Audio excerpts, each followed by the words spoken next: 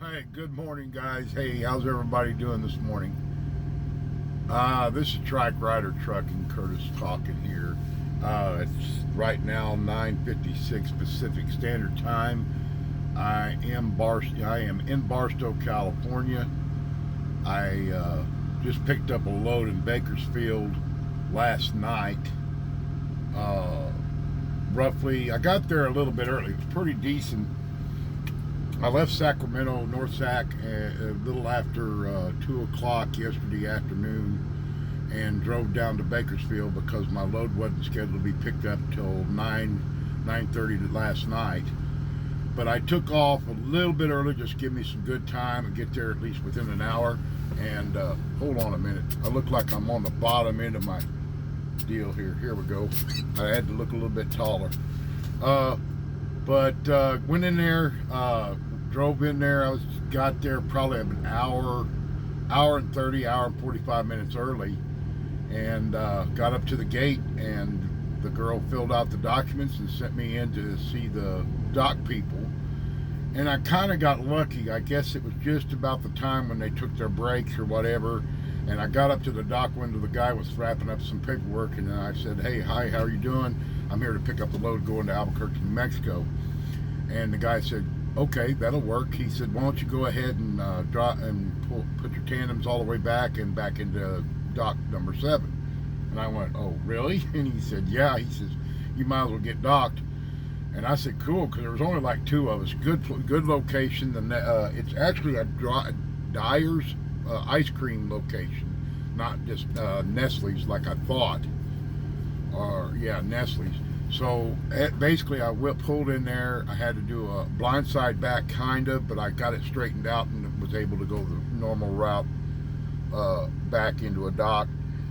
I got it all set up, pulled in there, backed in. I thought, okay, fine. It looked like they were getting ready to go on break, and it wasn't more than 5 minutes later they started loading me, and I thought, wow, cool. I'm going to get loaded early, and I had a touch and go situation. Basically, my clock was real close between the 14 and 11 because I've been having, and I know this is kind of personal, I shouldn't be saying it, but I've had a little stomach issues, and I'm having to stop every so many miles to take care of that problem. Anyway, I kind of had to stop several times, and my time was a little adjusted, but I still got there early enough. Anyway, I sit there, and I was probably there maybe an hour, 2 hours tops. I mean, I was out there about midnight, I think it was. And they got me loaded, went and picked up my bills. They loaded it correctly so that I could still be in the 6-toe and not be overweight. I didn't have to readjust or anything, so I was happy with that. Did all my bills, got up there to the gate. She checked me, and everything was fine, and I took off. Now, with that saying that, I would say probably about 4 hours left on my 14-hour clock. Now, my idea was, knowing that today was a transition day, that it was going to be bad out, the weather conditions were going to be pretty crappy, going up into the high desert, through Barstow, through Needles, and then Flagstaff, Kingman, and all them, because I had to go through there on 40 to get to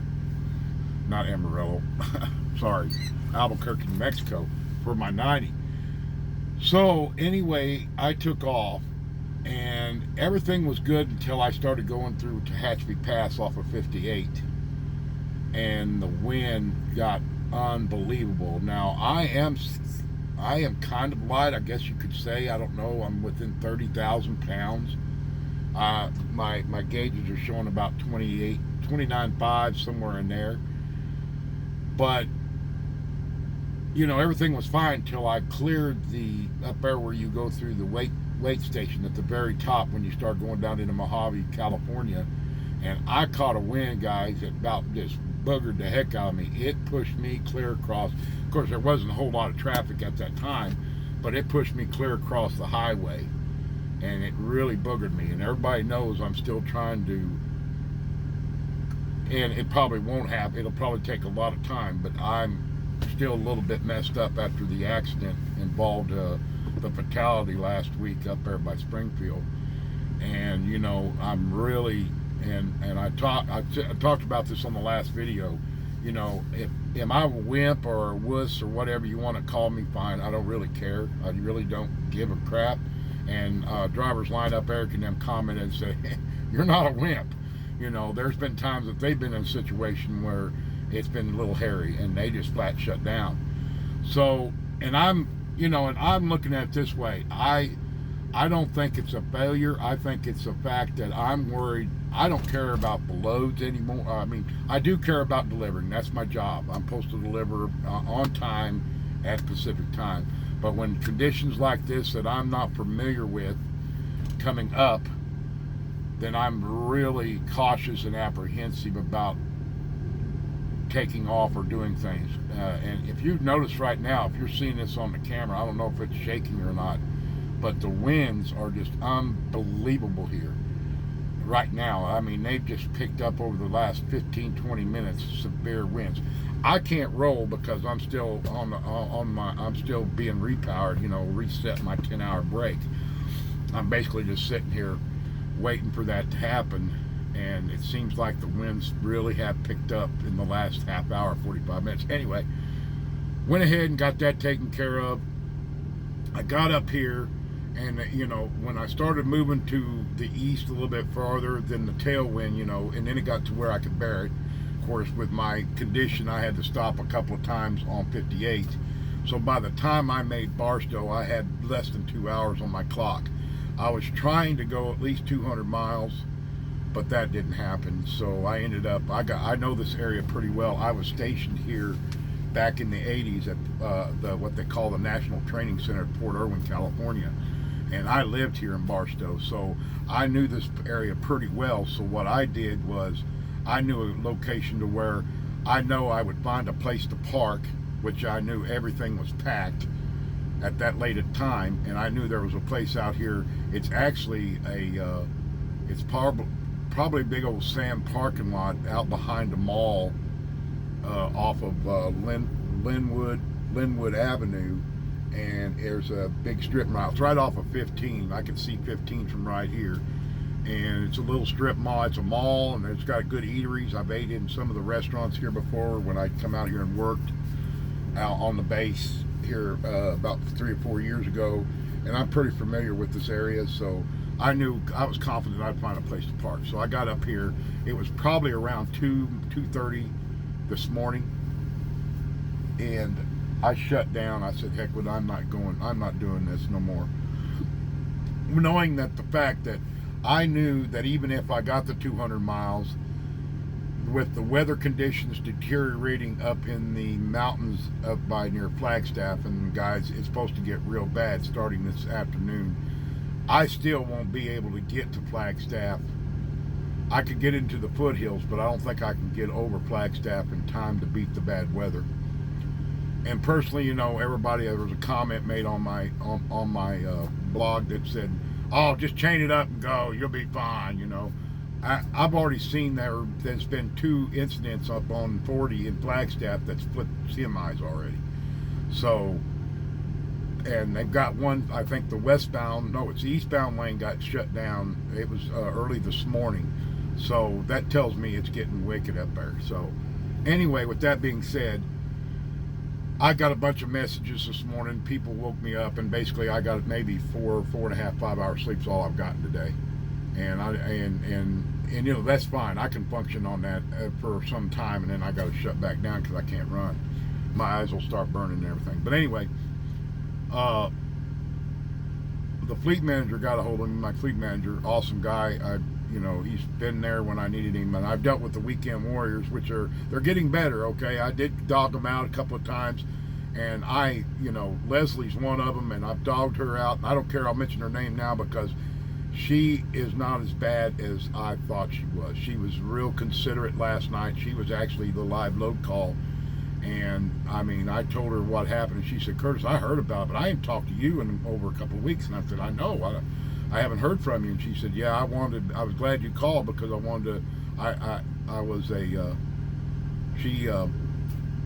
guess she used to be a Greek County sheriff at one time, and then I told her what happened, and she goes, 'Curtis, I feel for you, man. You know, and that meant a lot to me. She was there, and she said if I needed to talk to her, if I get to a point where I get in a frenzy, if I want to talk, she was available to talk, and that means a whole bunch. So I became a misjudge of character. You know, I didn't give her. She must have had a bad few days or something during that time we had a problem, but now it's all resolved. But anyway, getting back to the subject matter, my fleet manager asked me if was I going to be able to make the on-time appointment, and I flat told him there's no way. I mean, even if I get my 10 hours today to get over to Albuquerque, New Mexico from right where I'm at is still about 680 some miles. I could do that in good conditions. Everybody knows I can run because I've done it before. I've driven 600 and I think 650 plus some times before. The other day I did 621 miles. So it's possible. Problem with that is that I've got a heavy load. I mean, climbing up to Hatchby Pass, I was only hitting 35, 40 miles an hour. Yeah, y'all can dog out the international now.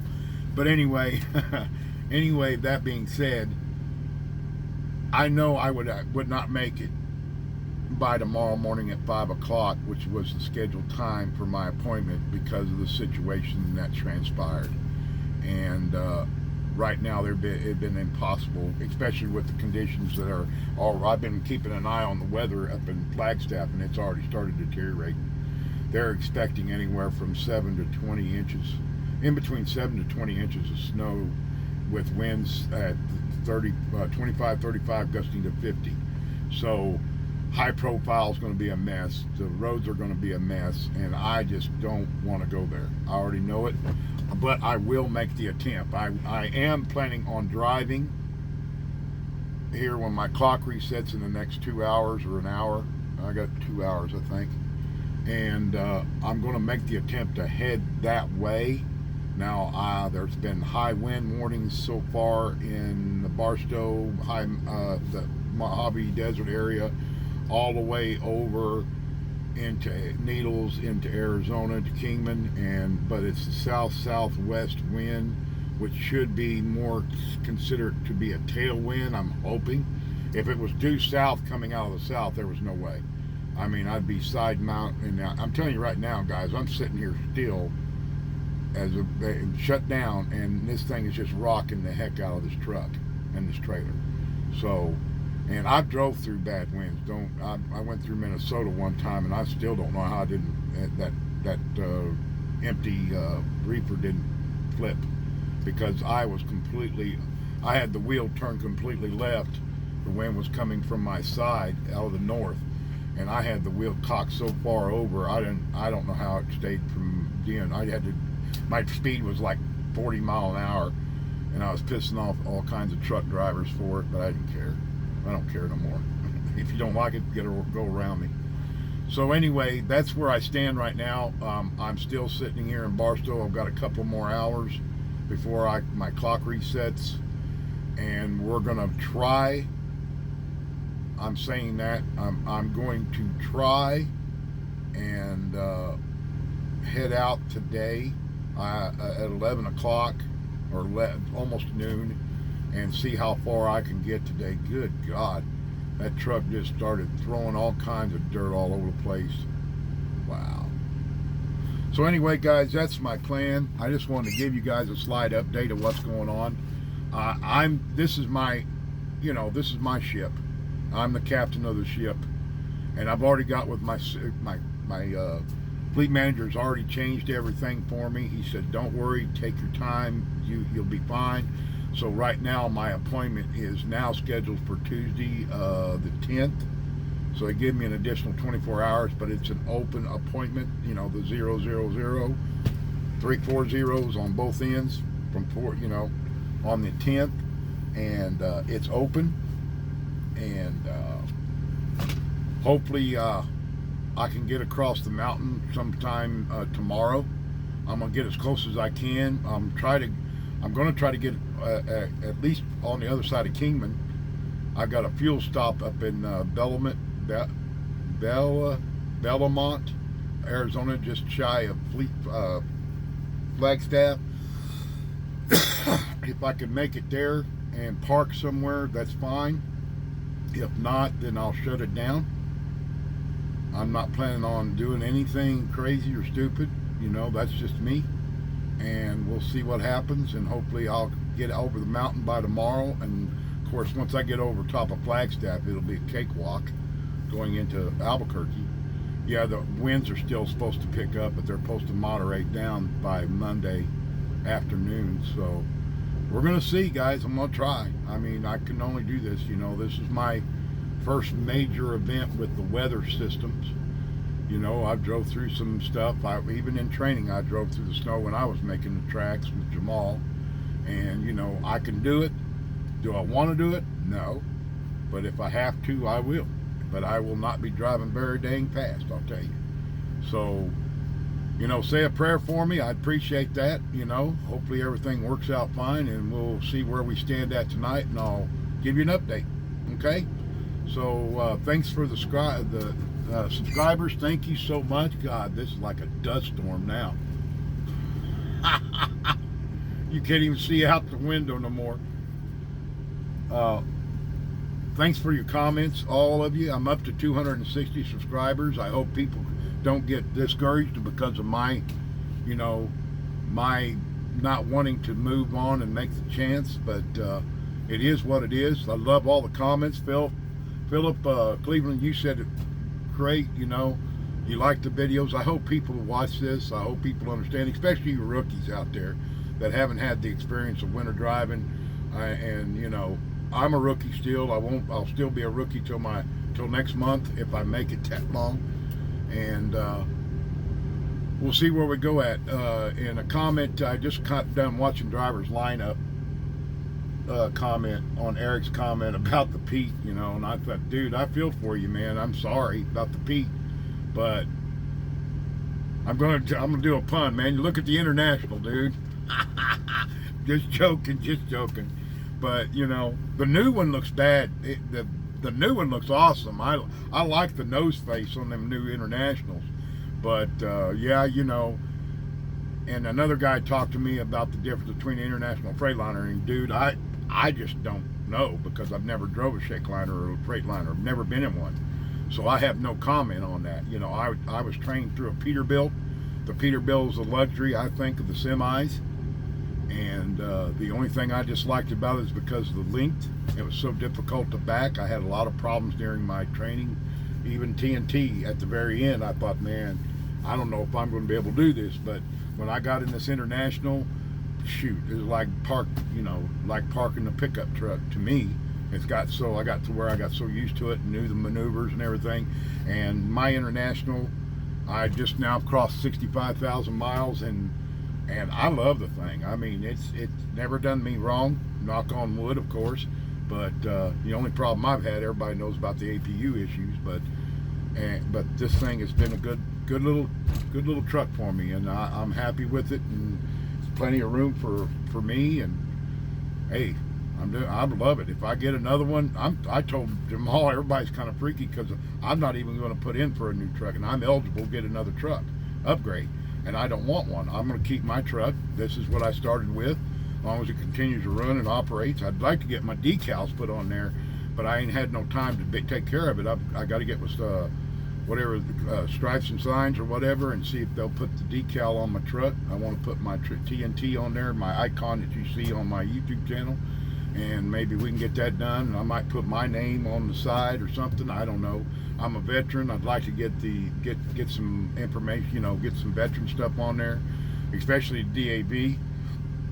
I'd like to have that put on there because I am a disabled American veteran, and I just want to do some stuff. I just want to put it on here. I got some nice designs that my son-in-law made for me for Trike Rider, and I'd like to get that where the flames are on the hood. That would be perfect where that would sit in. But we'll see what happens. I'd like to do it. And it probably won't happen until after the first year when I get my 1 year in, and we'll see what happens from there. But guys, I'm gonna let you go. I'm ranting. I got to get around, get packed. I'm already up to 19 minutes on this. I kind of ran it long. I'm sorry, but just an update. I'll update you guys again, and we'll hook up. All right. But always remember, guys, be safe out there. Please think for yourself. It's you. It's not about the load. It's about your safety. Okay, you all be safe now, and remember, we keep driving and always strive for perfection. Have a good day, guys. Talk to you soon. Bye.